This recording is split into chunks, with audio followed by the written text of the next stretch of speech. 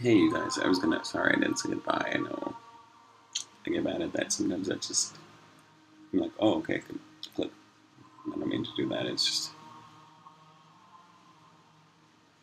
I don't like saying goodbye. You know, I like that adios thing in Spanish. That's nice. I like that.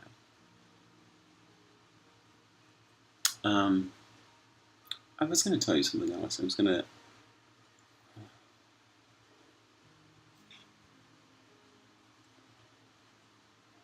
going to talk about when we were little, Rick and Chris and Margie and David and I. We didn't really, I mean, this is all written and stuff, but we didn't really grow up together all that much.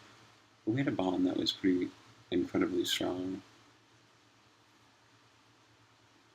And we do anything for each other. And I think that sometimes, you know, went too far.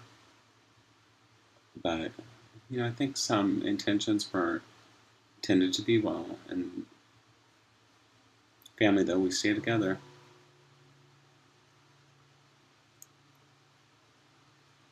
So,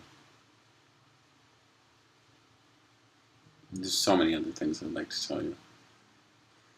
I don't know. Just like, I'm like sitting here and just talking to you. I'm not that you're there. I'm, just making these videos just so you can see me.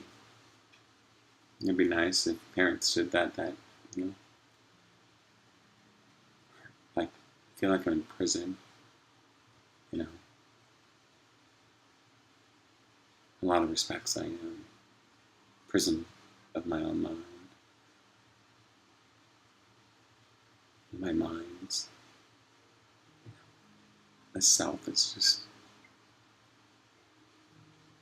I'm not hurting though, that's the thing. I think people want me to, or they want me to express feelings of being hurt and sad, and most of it is just frustration. Underneath that is, okay, there's that issue of control and stuff that lies underneath, like other feelings. Oh, I shuffled these cards already, hold on. I don't know. Sometimes I think, I get that card a lot, but I hardly ever get the Last Judgment. And like I said before, I thought that was really telling about, maybe it was my last judgment on myself. Show my strength, my character, my ability to be vulnerable. So often I think that we forget that as adults or elders, we forget that, it's okay to go back and to look at us as children and think, I cried for that child in me. Not an easy thing to do. And to admit that you're vulnerable is so much harder. My whole life I've been trained to just, you know, and so when I do cry or show emotions, it's, at one time I said I never do anything unintentional. But when feelings hit, they just, you know, I, I'm not saying that, I am saying that if you have feelings, you should express them. You should. You should. And I might not, if you express them at me, I might be like, I don't like that, but they're your feelings and I'm not going to make fun of you. I'm going to validate that they're real. And that's what I do. I say, those are your opinions, those are your feelings. I don't have to agree with them. I have to respect that they're yours, though. You know, it's hard to do that. It's hard as parents, as partners, lovers, as countries. They can hardly do it. Can, come together at the table and find common bonds, and I don't know. That's what I like about our neighborhood. It's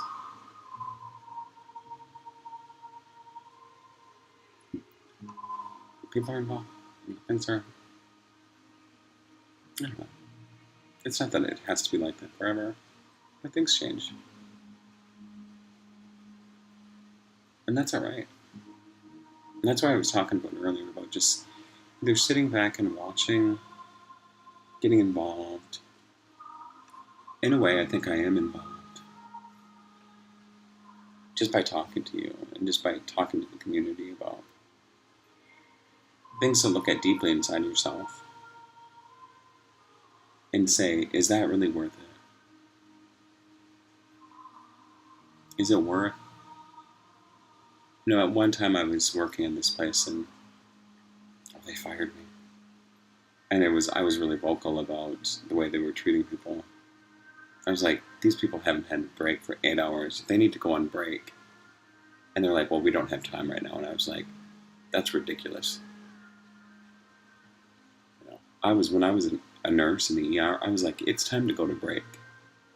Oh, and when people said, oh, I can't, and your mother did that all the time, I can't. I'm like, you're not getting another one. Go now. It's going to be busy all the time. It's an emergency room. I know Sean hates it when I talk about her, but I did that with other nurses too. It was like, it's your break time. Go. And they'd be like, I can't leave my patients. And I'm like, they're still going to be here when you get back. And I'll take care of them. Or one of the other nurses or doctors or somebody can, we'll figure it out. No one's going to die when you're gone. We're going to get this stuff done. And they'd be like, it's funny, not funny, but it was just like they were so stressed out that they didn't ever think that they could leave. And I just was like, you're going to be crabby and hungry, and then you're going to be slowing down everybody if you don't go take a break. So that's kind of what I did with my life for a little bit. And of course, it was, I was using drugs and alcohol, and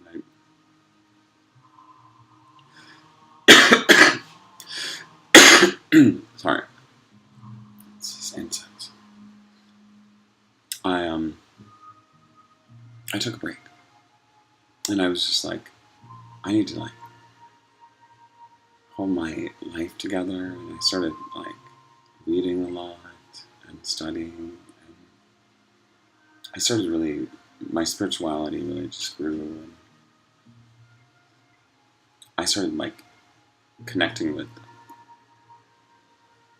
different planes or states of being, and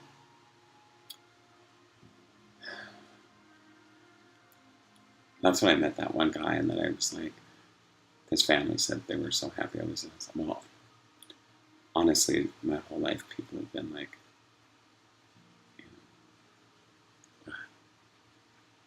some people weren't. A lot of people like the Nordstroms, they knew who I was.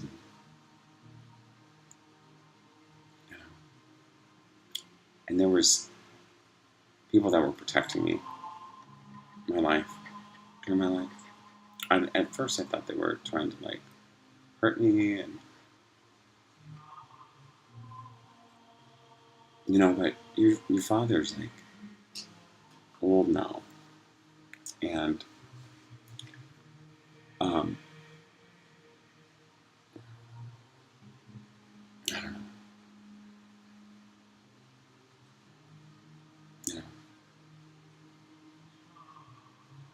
I don't know.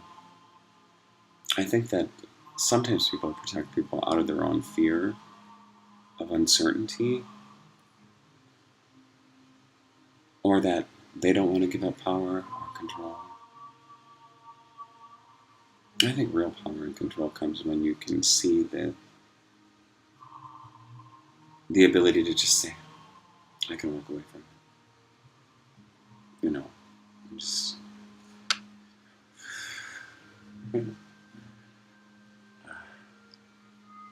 that's some power. Just to be like, I'm done.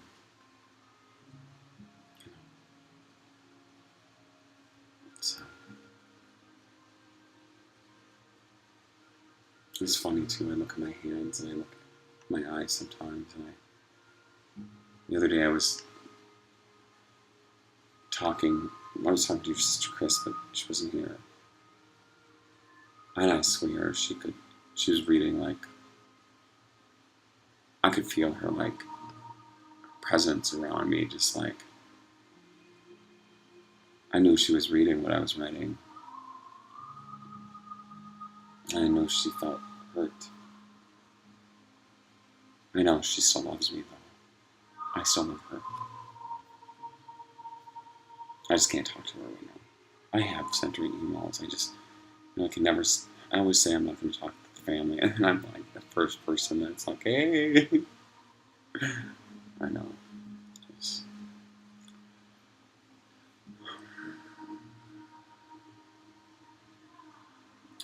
um,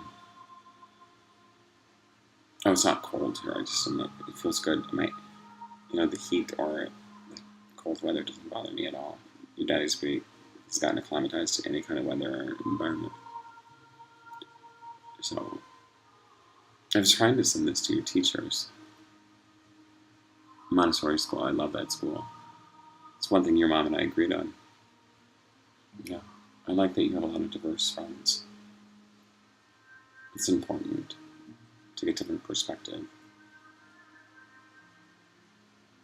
One day, we'll be able to travel around and do things together as a family. A different kind of family, though.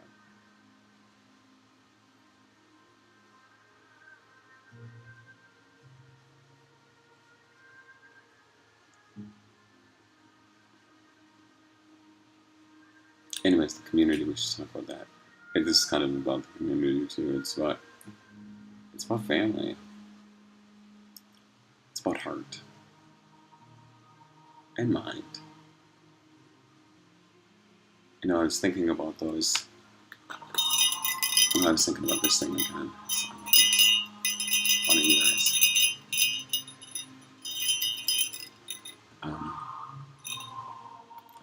You don't have to have it, but I'm just like I was thinking.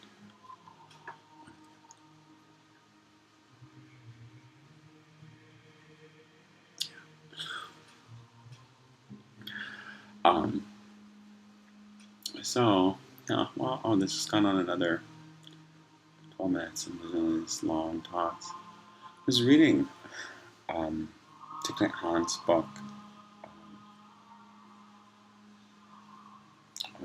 The Heart of the Buddha's Teaching, and I had already read The Living Buddha, Living Christ, and Anger. And that book really wasn't about anger, or I didn't think it was about anger. What's underneath anger. Well, whatever you think it is. But, sometimes it's control, fear. That's the other thing, that I'm not afraid. And I think that some would have me be. Yeah. But, I don't know. It's good just to talk. And a lot of times, if you don't agree with me, you don't have to. It's good to express what you're feeling, though. And it doesn't so much matter what the other person thinks about it, as long as you explain that I'm expressing this for myself. And I need to hear it. And it's not so much directed at you as it is, an outward expression of my feelings that need to be heard by myself. Not an easy concept for some to understand. I think they take it as a personal attack, or, but I think that if you talk about that, I'm not mad, I need to vent, or I need to say something so that I can hear myself say it. I think that's really healthy. We could talk about innate health, and I don't know, it's probably been talked about. That Citibank's guy was really cool. But, that whole idea that, mental health and mental illness, we all have mental health, and that's a spectrum of things. So, I don't know. It's just like, I think we put judgments and stereotypes on this and that and this and that. Who's more crazy than the next? And, wow, there's a little spider on the wall. That's cute. I love spiders. They catch bugs. Um, yeah, who's more crazy than the next person? Who gets to decide that? And who's more... There's some things that I don't like. I don't like that idea of write this and write that and write that. Who gets to decide what's right or what right intention or right, you know? I don't know. It's kind of like saying left or right. It's like right or wrong or moral this, moral that. I mean, sometimes I think I have a really strange way of looking at morality.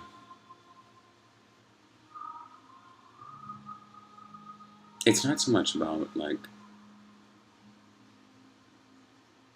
what society in general thinks. It's kind of what you think is right or wrong, or what you think is morally acceptable to yourself. I mean, of course, there's laws, and generally they're formed under a certain code of ethics and whatever. That doesn't mean those are always right, and they could be like talked about and challenged or just discussed. And I think that's the thing that's missing is that like this key discussion points about like at one time in Minnesota there were laws about hanging men and women's underwear on the same clothesline. I mean, I remember that, looking it up, and my grandma talking about it. Esther, can you believe that? In the country too, of all places, like who would be even looking? Oh yes, the little old ladies. They were looking at the underwear lines. See how there's something in that story that you can figure that out. It's the same thing about sex and sexuality, like. Well, and then I had this other thing I wanted to talk to you about. It was like talking about parents' rights and parents and,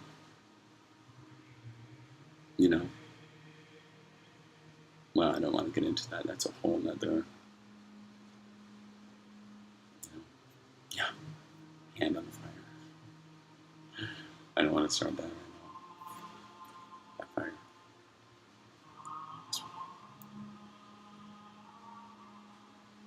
I don't know. I love you guys. I'm just like chatting, just random stuff.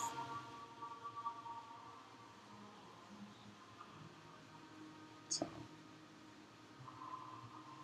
I know sometimes I think I'm, oh gosh, people would like to like see me be upset or something, and I just can walk around today and just like, it's something about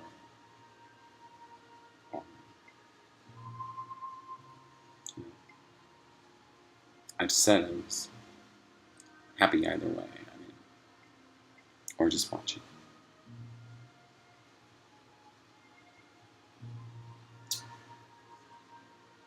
Like we have this bedroom for you if you ever can come. It's beautiful views of the city. And there's this tower over here with like 3 red dots on the top of it. It's like, it reminds me of something, In fact, sometimes I think I'm in a different country.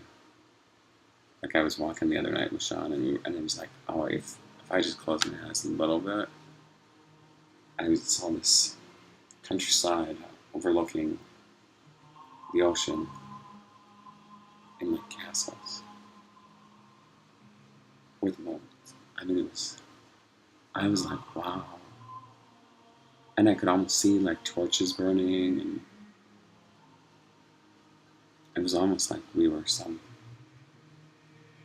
medieval kind of place. It's beautiful though. I mean, it's not like I'm, I don't take any medication, and I don't, and obviously I'm saying is,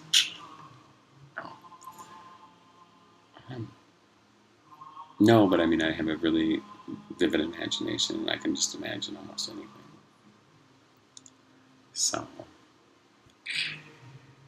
I don't know, it's nice. And sometimes I have this feeling like I'm in New York or different parts of the country, and I'm standing in the same place, and I feel like, oh, wait a minute, I'm gonna look around and like,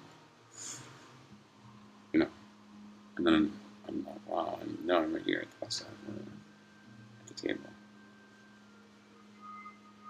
That's where they'll say, oh, it's just a dream, it's just been dreaming. I hope if it's a dream, then it's like the most beautiful dream I've ever had. It's not. Anyways, I love you guys. It's 20:52 right now, so I'll let you go. I'll talk to you tomorrow, and I'll have my gift from my dad. Even though he should call me sometimes. I always have to call him. At least Dawn, I can get after him, or Katrina, your Aunt Katrina, or my own sister, Chris. She can love her. Alright, you guys, I'll talk to you later. Bye.